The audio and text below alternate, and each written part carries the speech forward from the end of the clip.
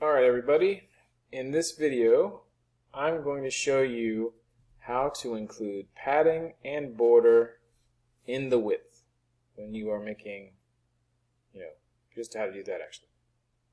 Alright, so here we have a couple divs, right?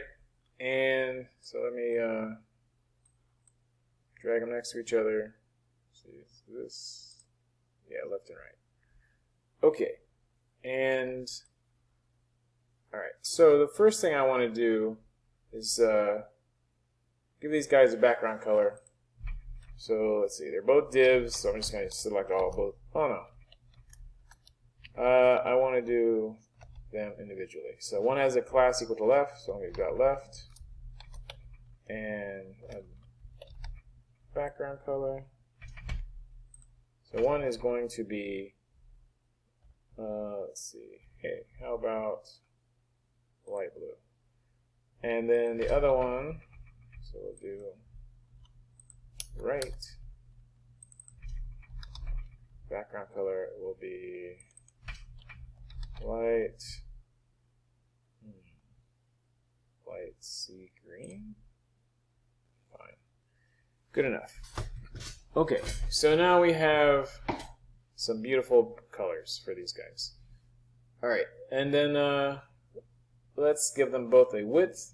So since they're both divs, now I'm going to select all divs and give them the same width, 50%. Oh, yeah, 50%. So they're both 50% wide. Okay. And now what should we do? Let's give them let's float them so they're next to each other. So float. Alright, so now they're next to each other. And they're both 50% wide, so whatever size the page is, they're there. It's beautiful, great. Alright, so now let's see the problems that happen once we start adding things like padding and borders. So I'm going to give both these guys some padding, and all of a sudden they don't sit next to each other. So I'm like, alright, fine, I won't give them padding. Alright, let me try giving them a border. How about 20 pixels, solid, red. Alright, so that screws it up too. So what, I can't use borders and padding? No? Alright, so the problem is these are both 50% wide, right? So if I go and give them like a border, even if it's 1 pixel, what that does, it adds 1 extra pixel to the width of these divs. So it makes it 50% plus 50% plus 1 pixel on each side of each div. So that's 4 extra pixels. So that screws everything up, and then they're not next to each other. So okay. So I'm just going to go ahead and add border, and I'm going to add padding. So there's that. Now, the way you fix this is you need to set something so that the browser knows to include padding and border into the width.